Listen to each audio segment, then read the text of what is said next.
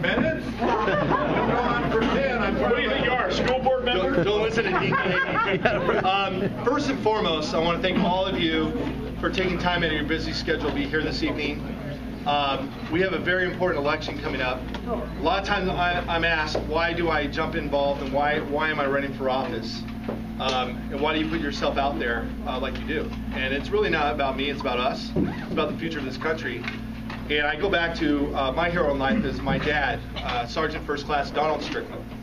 See, my dad served in Korea and Vietnam. He's a Bronze Star winner and got injured in Vietnam and became a drill sergeant. And I was born in Fort Ord Army Base, so I'm an Army brat. And you can imagine what it was like as a little kid with your dad as a drill sergeant. My friends used to call my home Strickland. And every minute I was late, I was granted a week. And I grew up in a very disciplined family. But the most important lesson I learned from my dad was it's up to every generation to leave your city, state, and nation in a better spot than what you found. And I believe this is the first time in American history where that's in question. We have some young kids here today. Are we going to leave them a better future than what we had? Are they going to have the same opportunities that we had growing up here in California and across this country?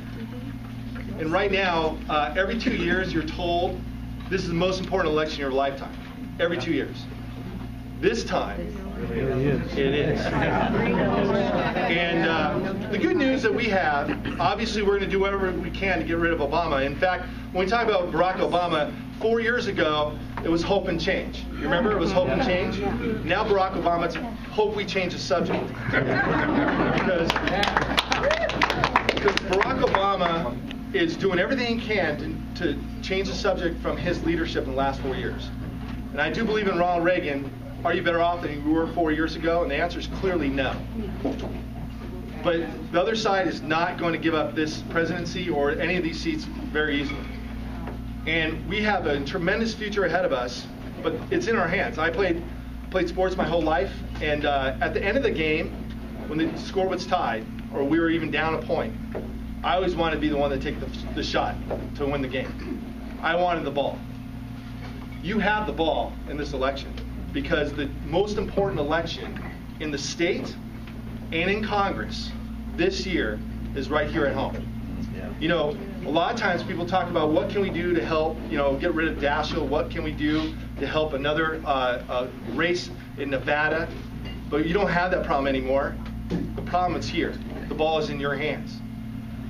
Todd will speak next, but if you don't send Todd Zink up there, we could lose the 2/3 majority in the state Senate. What that would mean for you as Californians is more of the same and actually worse, because believe it or not, Jerry Brown is much more conservative than this liberal legislature, and Jerry Brown's no conservative. They would have the ability to override every veto if we don't send Todd Zink up to Sacramento. They would have the ability to pass every single bill, and budget-wise, we were able to stick together as a Senate caucus to fight back these huge tax increases. That's why it's before you in the November election. If Todd does not win, we could beat back this tax increase in November, and they'll introduce it in January and pass it if we don't elect Todd Zink in the state Senate. So that's Todd Zink's campaign. And the good news here is we have overlap in my campaign for Congress. Now, Charlie Cook and Rothenberg and the national pundits say Nancy Pelosi cannot be Speaker of the House without winning this district. Let's make sure Nancy Pelosi remains the minority leader.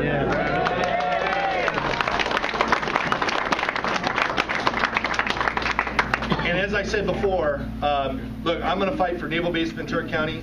I believe in Ronald Reagan's action, peace through strength. We're projecting weakness around the world.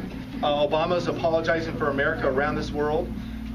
With what's going on in the budget cuts in Washington, 19% of our budget's in defense. Over 50% of the cuts or proposed cuts are in defense. At a time what's going on in Iran, what's going on in North Korea, this is not the time to project weakness.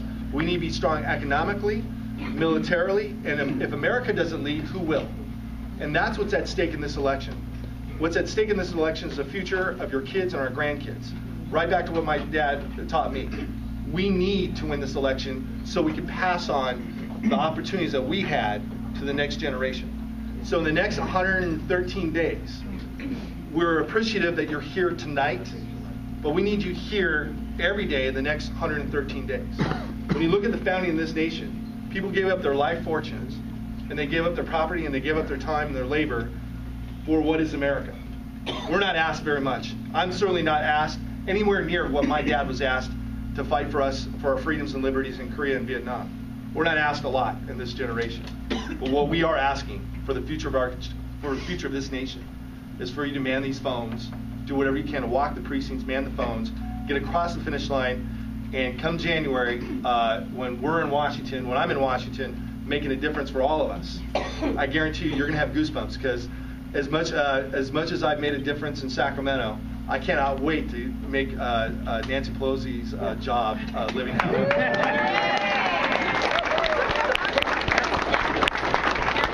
And I guarantee you'll have those goosebumps. But without further ado, I want to make sure when I do go to Washington and be part of a majority, that behind me, that we make sure we preserve that the Democrats don't have a 2/3 majority in the state Senate.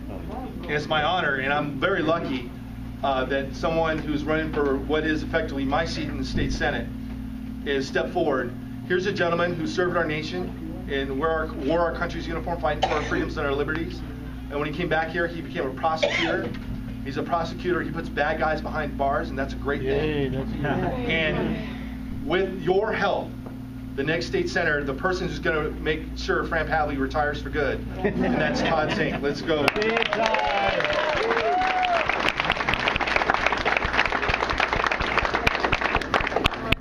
Well, let's see.